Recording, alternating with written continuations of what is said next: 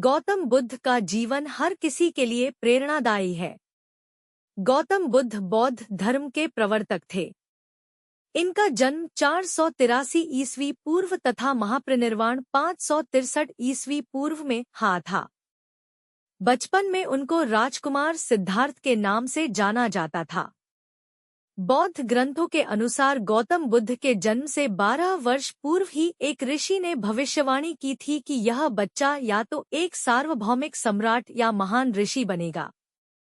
35 वर्ष की आयु में उन्हें ज्ञान की प्राप्ति हुई थी। वह संसार का मोह त्याग कर तपस्वी बन गए थे और परम ज्ञान की खोज में चले गए थे। आइए आज हम आपको सिद्धार्थ के महात्मा बुद्ध बनने तक के सफर के बारे में बताते हैं। जन्म काल। बुद्ध का गोत्र गौतम था। बुद्ध का वास्तविक नाम सिद्धार्थ गौतम था। उनका जन्म शाक्य गणराज्य की राजधानी कपिलवस्तु के निकट लुम्बिनी में हुआ था। बुद्ध के जन्म के 7 दिन के भीतर ही उनकी माता का देहांत हो गया था। उनका पालन पोषण उनकी मौसी गौतमी ने किया था। शिशु का नाम सिद्धार्थ रखा गया था। शाक्य वंश के राजा शुद्धोधन सिद्धार्थ के पिता थे। सिद्धार्थ के जन्म से पूर्व हुई भविष्यवाणी से परेशान होकर उनके पिता ने उन्हें तपस्वी बनने से रोकने के लिए राजमहल की परिधि में रखा। गौतम राजसी विलासिता में पले बढ़े, बाहरी दुनिया से आक्रांत, नृत्य करने वाली लड़कियों द्वारा मनोरंजन, ब्राह्मणों द्वारा निर्देशन और तीरंदाजी, तलवारबाजी, कुश्ती, तैराकी और दौड़ में प्रशिक्षित किए गए थे। कम उम्र में ही उनका विवाह राजकुमारी यशोधरा से करा दिया गया। दोनों का एक पुत्र भी हुआ, जिसका नाम राहुल था। गौतम बुद्ध की वजह से बदल गया इस स्त्री का जीवन, जाने कैसे। सिद्धार्थ बचपन से ही अत्यंत करुण हृदय वाले थे। वह किसी का भी दुख नहीं देख सकते थे।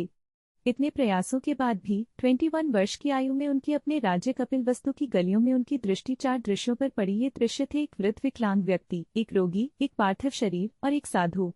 इन 4 दृश्यों को देखकर सिद्धार्थ समझ गए थे कि सबका जन्म होता है, सबको बुढ़ापा आता है, सबको बीमारी होती है और एक दिन सब मृत्यु को प्राप्त होते हैं।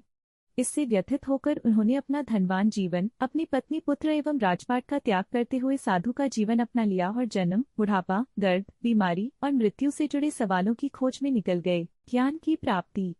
सिद्धार्थ ने अपने प्रश्नों के उत्तर ढूंढने शुरू किए। समुचित ध्यान लगा पाने के बाद भी उन्हें इन प्रश्नों के उत्तर नहीं मिले। फिर उन्होंने तपस्या भी की, लेकिन अपने प्रश्नों के उत्तर नहीं मिले। इसके बाद कुछ और साथियों के साथ अधिक कठोर तपस्या प्रारंभ की। ऐसे करते हुए 6 वर्ष व्यतीत हो गए। भोग से व्याकुल मृत्यु के निकट पहुंचकर बिना प्रश्नों के उत्तर पाए वह कुछ और करने के बारे में विचार करने लगे थे। एक गांव में भोजन की तलाश में निकल गए, फिर वहां थोड़ा सा भोजन ग्रहण किया। इसके बाद वह कठोर तपस्या छोड़कर एक पीपल के पेड़, जो अब बोधि वृक्ष के नाम से जाना जाता है, के नीचे प्रतिज्ञा करके बैठ गए कि वह सत्य जाने बिना उठेंगे नहीं। वह सारी रात बैठे रहे और माना जाता है यही वह क्षण था जब सुबह के समय उन्हें पूर्ण ज्ञान की प्राप्ति हुई थी। उनकी अविद्या नष्ट हो गई और उन्हें निर्वाण यानी बोधि प्राप्त हुई और वे 35 वर्ष की आयु में बुद्ध बन गए। ज्ञान की प्राप्ति। सिद्धार्थ ने अपने प्रश्नों के उत्तर ढूंढने शुरू किए। समुचित ध्यान लगा पाने के बाद भी उन्हें इन प्रश्नों के उत्तर नहीं मिले। फिर उन्होंने तपस्या भी की, लेकिन अपने प्रश्नों के उत्तर नहीं मिले। इसके बाद कुछ और साथियों के साथ अधिक कठोर तपस्या प्रारंभ की। ऐसे करते हुए 6 वर्ष व्यतीत हो गए। भोग से व्याकुल मृत्यु के निकट पहुंचकर बिना प्रश्नों के उत्तर पाए वह कुछ और करने के बारे में विचार करने लगे थे। एक गांव में भोजन की तलाश में निकल गए, फिर वहां थोड़ा सा भोजन ग्रहण किया। इसके बाद वह कठोर तपस्या छोड़कर एक पीपल के पेड़, जो अब बोधि वृक्ष के नाम से जाना जाता है, के नीचे प्रतिज्ञा करके बैठ गए कि वह सत्य जाने बिना उठेंगे नहीं। वह सारी रात बैठे रहे और माना जाता है यही वह क्षण था जब सुबह के समय उन्हें पूर्ण ज्ञान की प्राप्ति हुई थी। उनकी अविद्या नष्ट हो गई और उन्हें निर्वाण यानी बोधि प्राप्त हुई और वे 35 वर्ष की आयु में बुद्ध बन गए।